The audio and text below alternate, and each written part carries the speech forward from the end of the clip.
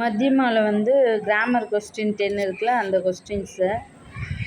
நிம்மன் லிக்கித் பிரசனோं का उत्तर लिखिए. நிம்மன்னா கீழே, லிக்கித்துனா எழுதப்பட்டுள்ள, பிரசனோனா கொஸ்டின்ஸ்க்கு, உத்தர் லிக்கியேனா ஆன்சர் எழுதுங்கள் அப்படின்னு அர்த்தம். ஃபர்ஸ்ட் ஒன்று, வர்ண கிசே காத்தே ஹை. வர்ணனா லெட்டர்ஸு, கிசே காத்தே ஹை. வர்ணனா லெட்டரு, கிசே காத்தே ஹை என்னவென்று சொல்கிறோம். பாஷா மே பிரயுக்த மூல துவனி. லாங்குவேஜில் பார்த்திங்கன்னா யூஸ் பண்ணக்கூடிய அந்த சவுண்டு, அதாவது அந்த ஒலியினுடைய உச்சரிப்பு உருவாகும் இடம் அத்துவா மற்றும் உஸ்கே சீகன் அதனுடைய சிம்பிளை வச்சு தான் வர்ணம் என்று சொல்கிறோம், அதாவது எழுத்து என்று சொல்கிறோம்.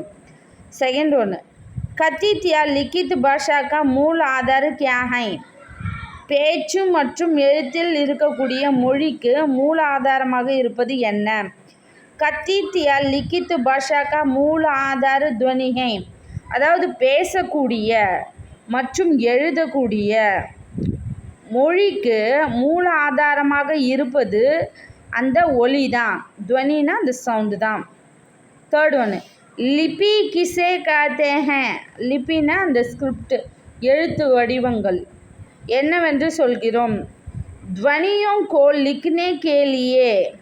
துவனினது அந்த ஒலியினுடைய ஏற்றாற்போல, லிக்னேனா எழுதுவதற்கு, ஜின் சிஹனோ எந்த சிம்பிள் பிரயோகப்படுத்துகிறோமோ, பிரயோகனா பயன்படுவது, கியா ஜாத்தானா பயன்படுத்தப்படுகிறது, உசே லிபி காத்தே ஹை அதுதான் வந்து எழுத்து வடிவம் சொல்கிறோம்.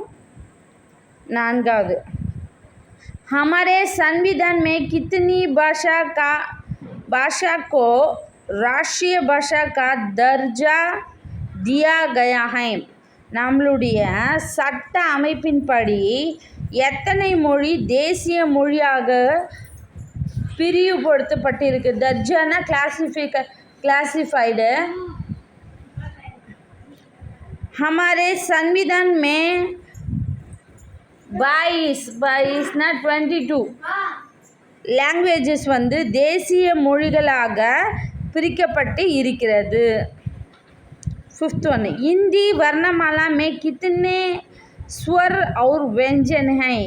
இந்தியில் இருக்கக்கூடிய லெட்டர்ஸு எத்தனை உயிரெழுத்து எத்தனை மெய்யெழுத்து இருக்கிறது. व्यंजना மெய்யெழுத்துக்கள், ஸ்வரனா உயிரெழுத்துக்கள். இந்தி வர்ணமாலா மே 11 ஸ்வர் 33 व्यंजन है. அதாவது 11 வொவல்ஸும் 33 व्यंजன்ஸும் இருக்குது. எக்ஸ்ட்ராவா இக்ஷா த்ரா ஞா ஸ்ட்ரா இந்த 4 லெட்டரும் பார்த்திங்கன்னா சன்யுக்த அக்ஷர்ஸ், அது வந்து டபுள் லெட்டர்ஸை வந்து சேர்த்து வரக்கூடிய லெட்டர்ஸாக தான் இருக்கும். இக்ஷா த்ரா ஞா ஸ்ட்ரா. ஸோ அந்த 4 லெட்டர்ஸும் வந்து கணக்கில் வராது, அதனால தான் 33 கொடுத்துருக்காங்க. சிக்ஸ்த்து பாருங்கள், ஸ்வரோं का प्रयोग कैसा होता है. ஸ்வரனது உயிரெழுத்துக்கள், பிரயோகனா பயன்படுவது, கைசா होता है எப்படி பயன்படுத்துகிறோம் அப்படின்னு கேட்குறாங்க. ஸ்வரோं का प्रयोग स्वतंत्रता रूप से होता है. அதாவது உயிரெழுத்துக்களுடைய பயன்பாடு பார்த்திங்கன்னா அதனுடைய, அதாவது இயற்கையின் அசைவில் இருந்து உருவாகக்கூடிய அந்த பொருட்களின் ஒலியோ இல்லை அந்த காட்சியினுடைய ஒலியோ வச்சு தான் இந்த ஸ்வருடைய ப்ரொனன்சியேஷன் வந்து க்ரியேட் பண்ணப்பட்டது. அதனால தான் சுதந்திர ரூப்புன்னு சொல்லியிருக்காங்க.